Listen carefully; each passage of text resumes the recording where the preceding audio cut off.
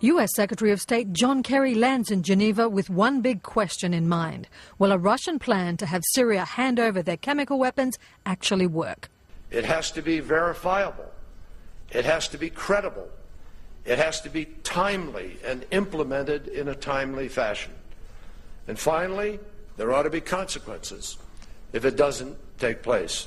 The talks offer a path to avoid U.S. strikes for a chemical attack on Syrian civilians last month that the U.S. blames on President Bashar Assad. Experts say disarmament is difficult, but not impossible.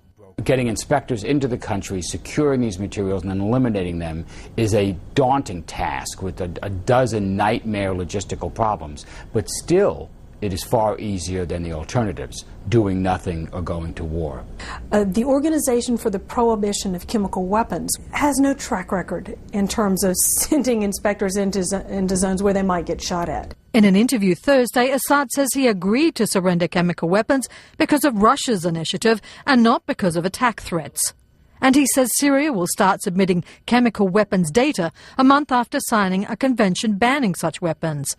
I think the Syrian government needs to understand that hindering, obfuscating, delaying, shooting at, all those things we've already seen in terms of Ban Ki-moon's first team going into Damascus doesn't work from this point forward.